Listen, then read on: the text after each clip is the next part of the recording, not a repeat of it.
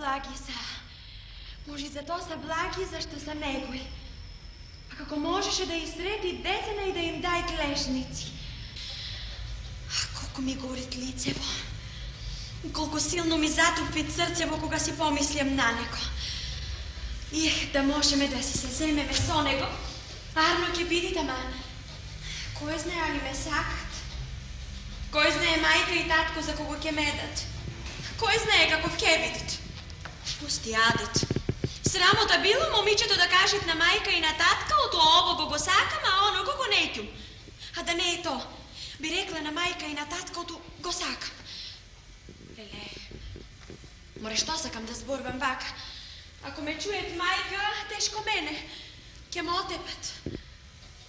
Да може да дојде од негде да се видиме. Арно ќе биде, ама ако... Што пеш овде, мори душо? Бре, Господ, отепал да дотепа колку му плаши. Де, мори стока, толку си плашлија? Ми излета срцево. Толку многу си исплаши, жена? Како не ќе си исплашам, бре, и ти да си, и ти ќе си исплашиш? Де, што бегаш, Марија Ревица, што бегаш? Како не ќе бегам, бре, што ѓавол си ти. Де, па ти, ја не сум ни вълк, ни мечка, луѓе не јадам. Какви очи имаш? Застани малко, Бега, ќе викам да прашам за нешто. Ќе викам, море, татко! Ти се молам. Кажи ми, али ме сакаш да се земе? Како? Бега, пушти ме. Чекай. Море, бега, пушти ме, ќе не видам Никој нема. бре. До не ми кажеш, не те пуштам. Кажи ми, али ме сакаш? Не те сакам. Не ме сакаш? А ја те љубам и ќе умрам ако не те земам. Голема сев да имам потет. Ја имав, ама сега кога ме уплаши ми остина срцево. Прости ме, душичке златна, ја тоа на шака го направи. На шака. На шака, веруј. Кажи ми де сев до тоа што те прашам.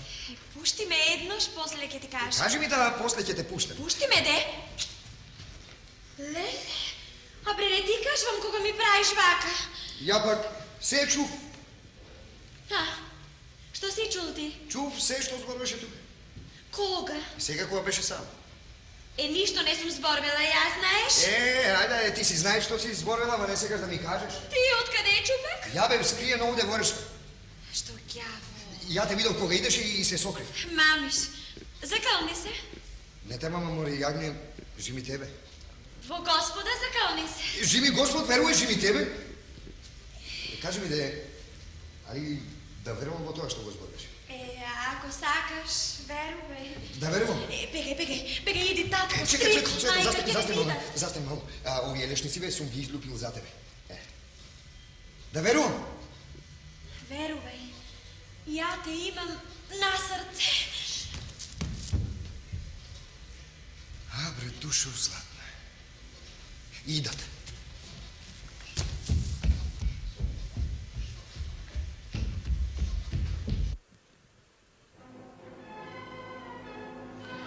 Војдан Поп-Георгиев, кој од почит кон својот роден крај, го зеде псевдонимот Чернодрински, е роден 1875 година на 15 јануари во селото Селци, во Дебарска жупа, во близината на Дебар.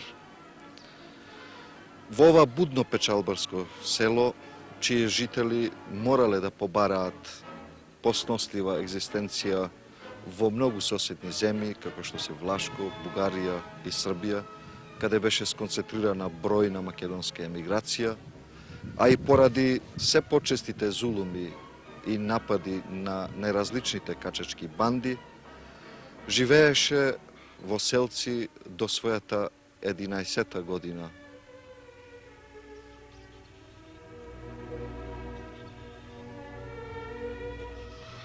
Евеа и родната куќа на Војдан Чернодрински. Таа се наоѓа во така наречената Славковска мала, која е добила името по неговиот дедо. Денеска таа е речиси комплетно разурната, како што е разурната и куќата на Војдан Чернодрински.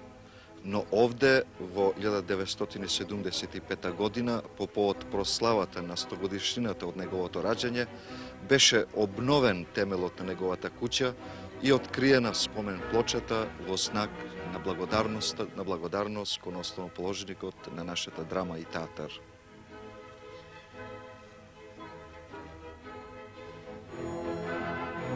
Ова е црквата во која свештеникот Ѓорѓи Кузманов ја служел службата Божја, а ова е училиштето во кое учел малиот Војдан Чернодрински. Но колку што татко му на Војдан Чернодрински станувал се посакан и се поомилен меѓу своите соселани, а и во целата околина на Дебарска жупа, до толку повеќе тој навлекувал омразата на околните турски бегови и на разбойничите банди, кои нееднаш го напаѓале селце, а посебно куќата на свештеникот, односно на поранешниот кмет Ѓорѓи Кузманов. Затоа во една мартовска ноќ на 1886 година, тој заедно со своето семејство, со се она што можеле да натоварат и присоберат на коњите, морал да го напушти селци и да се засолни од нападите на разбойничките банди во Охрид.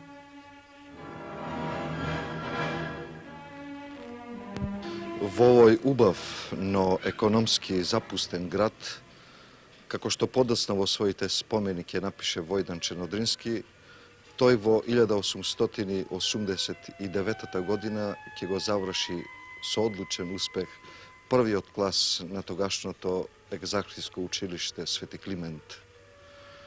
Татко му на Војдан Чернодрински оценил дека од сите негови деца малиот Војдан има најголема склонност за книгата и училиштето и затоа ќе настојува Војдан Чернодрински да се здобие со што поголемо образование. У текот на истата година тој ќе го испрати на школување во Солун. Но и во Охрид семејството на Војдан Чернодрински не ќе се задржи подолго. Правдолюбив и буен по природа, како што беше и Војдан, татко му, свештеникот Ѓорѓи Кузманов, заедно со целото семејство, во 1890 година ќе мора да емигрира во Бугарија, соочен со нови злосторства и закани. Тогаш Војдан Чернодрински имаше 15 години и веќе беше насобрал во себе достатно горчина кон порубувачите на својата земја и на својот народ, од кој насила беше откорнат. Ова, како и доаѓањето во допир со прогресивно ориентираната македонска емиграција, ќе биде пресуден момент за оформувањето на неговите идејно-политички и идејно-естетски ставови.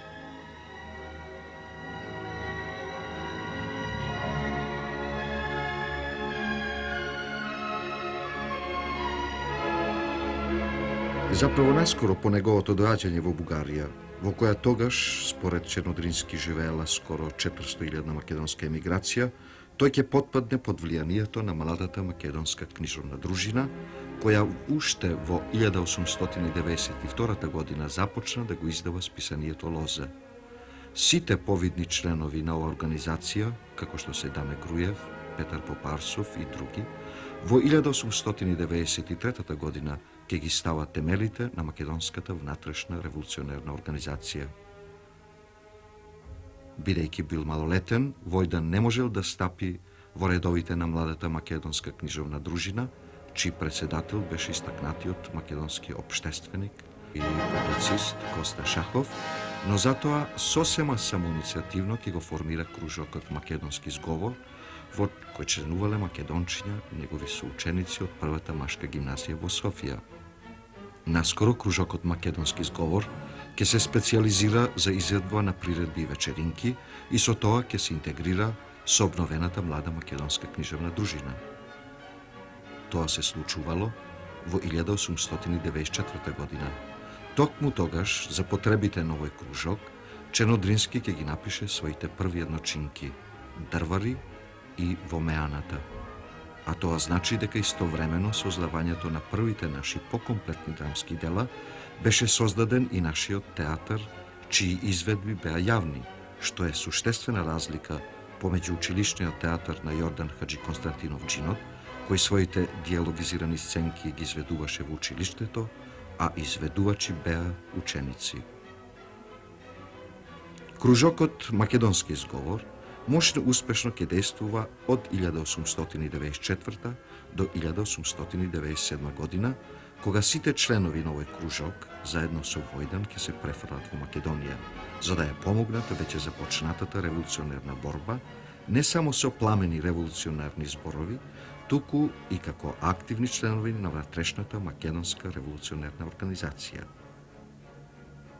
Многу подоцна, во своите спомени, објавени во весникот Македонски вести, во врска со префрлувањето на кружокот Македонски зговор од Македонија, Чернодрински пишуваше: кај секого од мнозинството младичи среде македонската емиграција во Бугарија растеше копнежот да се види со пушка в рака и да ја мине границата.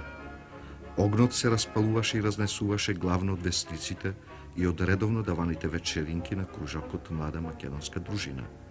По завршувањето на секоја вечеринка започнуваше запишувањето на комити. Младите актери, кои го распалуваа огнот во срцето на другите, не можеа да ги зачуваат од пожарот и своите срца. Во тоа време голем срам беше да ги распалуваш другите да умираат за слободата на татковината, а ти сам да останеш далеку од борбата. По префрлувањето во Македонија, Чернодрински ќе стане учител во битолското село Могила. Во ова тогаш запустено и сиромашно село тој, освен со револуционерна, ќе се занимава и со литературна работа. Овде, во долгите зимски ноќи, тој ќе ја напише Ночинката мајстори, во која жестоко ќе ги осуди македонските предавници сред емиграцијата во Бугарија, а ќе ја заврши и драмата во 4 чина Македонска емиграција, блиска по тема до Едночинката мајстори. Овде Чернодрински ќе го напише и расказот Азби, кој представува слика за мокотрпното негово детинство. Тоа се главно делата што ги сочинуваат почетничките драмски и воопшто литературни творби на младиот Чернодрински. Иако нивните уметнички вредности се прилично скромни, благодарение на искреноста и непосредноста со која тој ги повикуваше своите сонародници да им се спротистават на поробувачите, тие наидоа на мощна срдечен прием кај гледачите. Наскоро, меѓутоа, Чернодрински ќе има можност да се запознае со достигнувањата на театарот во Австро-Унгарија и Швајцарија, каде дојде на студии, а со тоа и да ги прошири своите творечки хоризонти.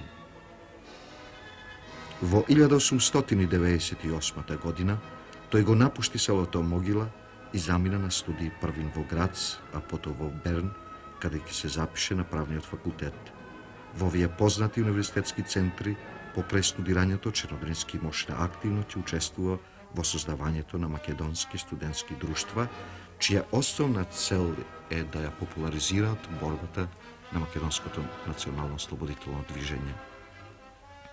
Истовремено, Чернодрински ќе организира повеќе приредби на кои ќе присуствуваат не само македонските, туку и бројните странски студенти. Меѓутоа, на студии тој ќе остане само 2 години. Во 1900 година тој се враќа во Софија и првото што ќе го стори ќе биде возобновувањето на театарската дејност прекината во 1897 година. Тогаш само за неколку месеци тој ќе го напише и своето најзначајно драмско дело, трагедијата Македонска крвава свадба. Незиното создавање вака го објасни самиот Чернодрински. Мислата да ја обновиме нашата театарска дејност беше општа кај сите.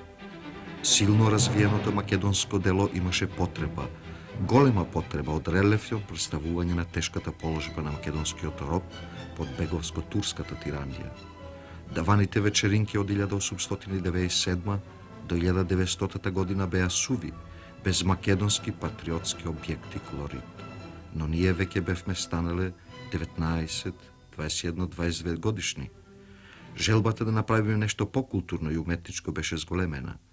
Најмалку требаше да имаме една пијаса на македонски говор од македонскиот живот, макар во 2 дејствија.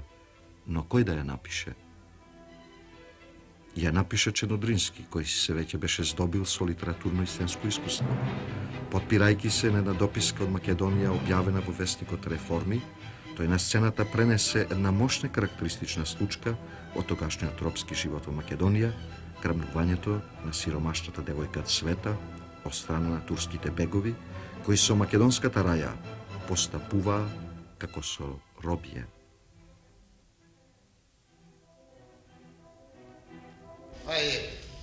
Ајде, луѓе, да се стегнеме ka побргу да ја свршиме работа. Ото време не остави, а пак и излоши места треба да се врви. Треба, ото арами и колку да ми сакаш има. Пак и времено, гледам ќе се расипи. Чуќим недовршина, немојме да ја оставиме. Тамам работа. Малу не отиде бадијала денес денов, па и утре. Зашто бадијала? Ото Ангарија работиме на Осман бек. Ами зашто? Зашто сите така му работе? Силење, па кај е сила, прајна нема. Ја да знае пичне работа, да знаеш. Видо. Прај луѓе, што се стори Цвета, бе? Ете каде била. Да, денес е многу весела на добро ден. Не, ново, ама... Јок не би уво, ами како е уво, која човек жаловит, која плаче, ани малку плачеме и тргаме мъки. Стигла излага тоа. Пак и змија се потопни да рука. Ајде, пак ќе почнеш да дробиш ти женски муавети. Не било на добро, ја. Свето! Ајде, Ајде, Цвето, ќе прела. ајде. Ајде, ела да ја довршиме работа, како си ајме побрзо. А вие зерватите да работате така? Ами, Керко. Ами... Кој ти да лешници му решто? Мико и Ѓуре мајко и многу убај мошне влаги, еве на. Вети, може влаги зашто ги брал овчарот. Кој овчар? Оној што беше пред мало овде. Море гледати да се вртите околу нас, ама на добро ден. Еко млад човек, едете како сакате вие. А не како да ти уиди свет.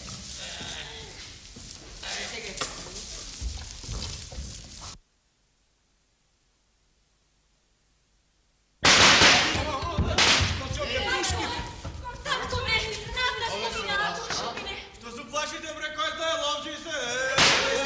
Спаши ме. Море како од Мартинка ми пишта куќа.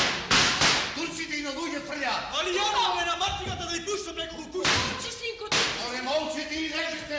Оти по-лошо ми се вида. Слушате во тој што фрлят. Очите да си Ајде, излезете на него.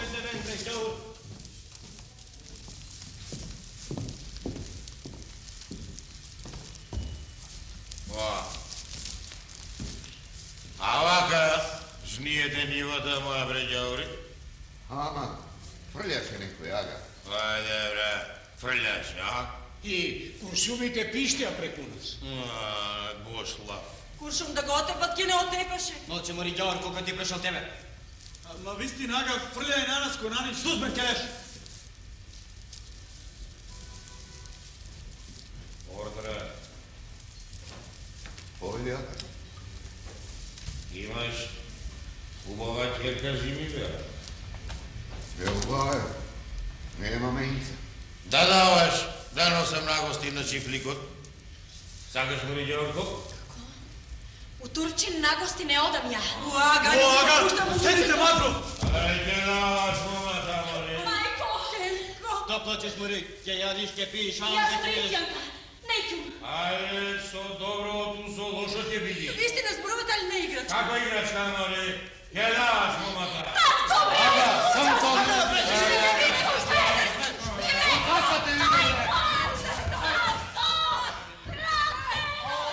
Господи, ами ги гледаш макиве наши. Следевте фрагмент од драмата Македонска крвова свадба. Пограбувањето од Света, како и многу други македонски девојки, ќе биде подложена на севозможни искушенија да се потучи, но таа не подклекнува. А кога накрај, по многу премрежија, таа ќе биде ослободена со помошта на странските конзули, Света ќе загине од раката на Осман бек и тоа на денот на незината свадба, но не ќе биде скршена незината цврстина. Со тоа Цвета израсна во символ на македонската тврдокорност и непокорност и доби димензиите на лик кој се памети и кој ги куражеше македонските страдалници да истраат во борбата за национална и социјална правичност. Окуражен од успехот на трагедијата Македонска крвова свадба, Черодински од 1900 до 1903 година ги напиша следните драмски дела: Од главата си патиме, трагикомична пиеса во тричина од македонскиот живот за време на турското робство, во која тој се нафрли врз меѓусебните кавки и раздори, кои единствено можат да му ползуваат на непријателот. Оние пак кои го потпалуваат раздорот според Чернодрински се селските чорбачи и лихвари, оние познати народи дерикожи, кои загрижени за здобиените обштествени привилегии се готови да го сторат и најлошото, да им помагаат на поробувачите. Затоа сосема со право во оваа драма Чернодрински многу поостро и пожестоко ги осуди издајниците на својот народ, отколку што тоа го правеше со официјалната османлиска власт. Во драмата Робот и јагата, трагедија во Петчина, од македонскиот живот и на македонски говор, тој разработи сличен мотив на трагедијата Македонска крвова свадба. Тоа беше уште еден исечок од робскиот живот на македонците, уште едно сведоштво за голготите што мора да ги содуваат тие. Разликата помеѓу овие две дела е во тоа што овде место со страдањата на Цвета се среќаваме со страдањата на Невена, која ќе се најде во харемот на насилникот Омер Дац, кој секогаш, кога останувал без пари, заробувал недолжни селани и селанки од кои подоцна барал откуп.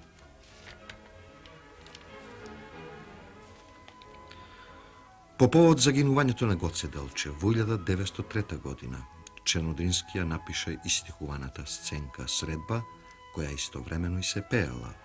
Оваа прва македонска оперетка тој му ја посвети на апостолот на македонската слобода, напоменувајќи во посветата дека тој е соборец и идеен другар на Гоце Делчев.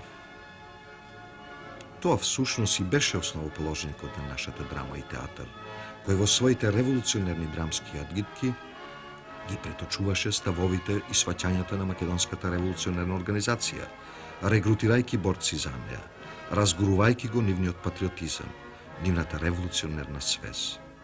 Тоа најдобро се гледа и од содржината и од пораките на неговите драмски дела, како и од одзивот на кој тие наоѓаа среде најшироките македонски маси, кои се препознаваа себе си во неговите дела.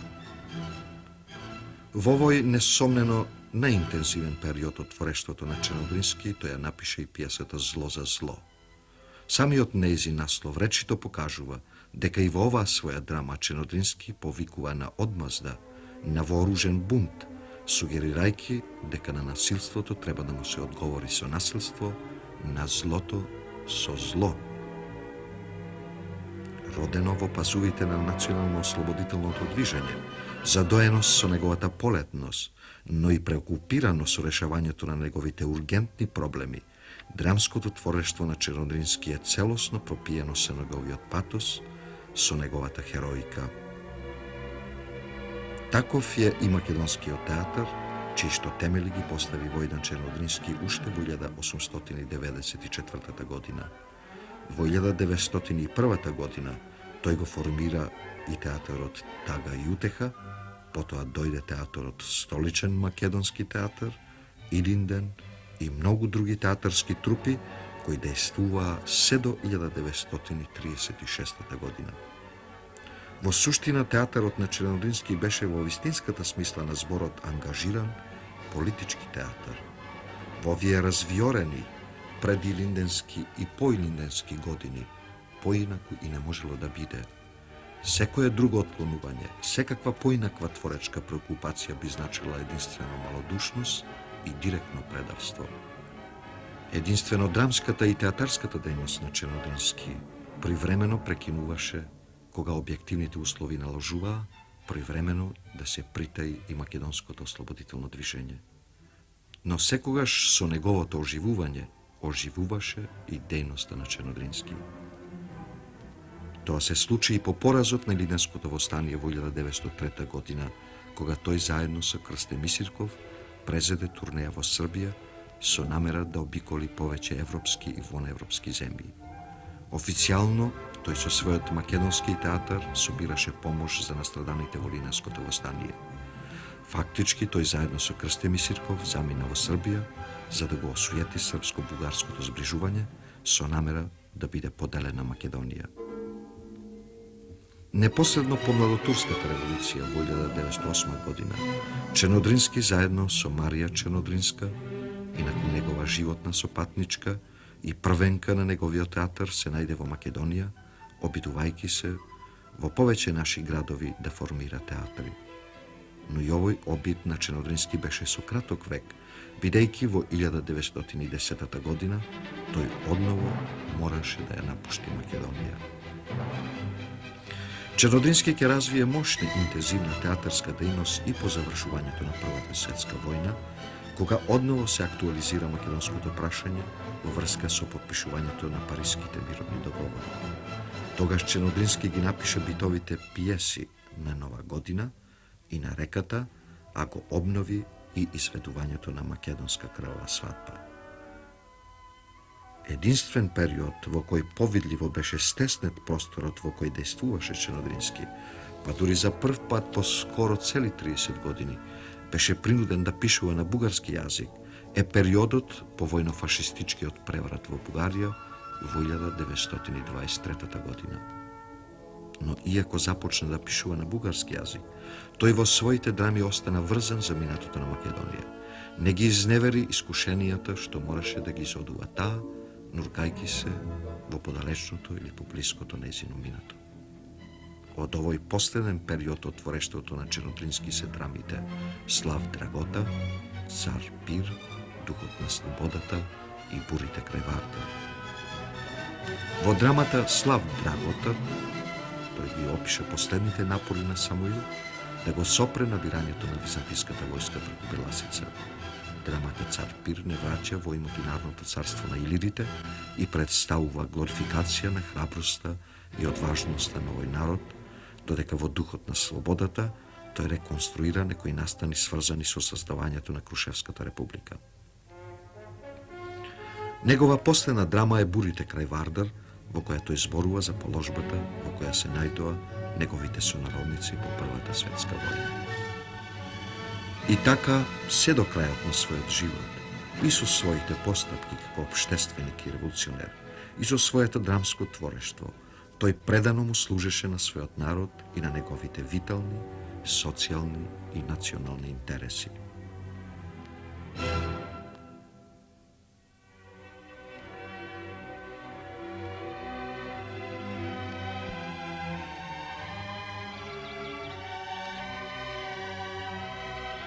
Војдан Чернодрински почина 1951 година во Софија. Негова пресмртна желба беше на гробот да му се стави само еден обичен камен, бидејќи умира далеку од својата татковина. При погребот да не му се држат говори, бидејќи знаеше, бидејќи беше свесен дека се што ќе се рече за него во Софија ќе биде лага. А се што напишал, се што создал, значајно или не, да и се даде на неговата татковина, да стане достоинство на неговиот македонски народ. Чернодрински беше свесен дека нему единствено може да му се одолжи Македонија, неговата татковина. Тоа и се случи. Неговата трагедија Македонска крвава свадба и денеска е една од најпопуларните драми среде гледачите и таа по неколку пати ги има обиколено сите наши театри. Тоа е случај и со некои од негови други драми. А по повод 100-годишнината од раѓањето на Војдан Чернодрински, која беше прославена во 1975 година, излего од печат неговите собрани дела во 5 тома, во кое е собрано се што Војдан во текот на 60 години создал. Исто така, неговото име е врежено заедно со имињата на безброј борци кои ги положија своите животи за Македонија, а тоа се наоѓа на паметникот кренат од македонскиот народ во чест на Илинденската епопеја во Крушево.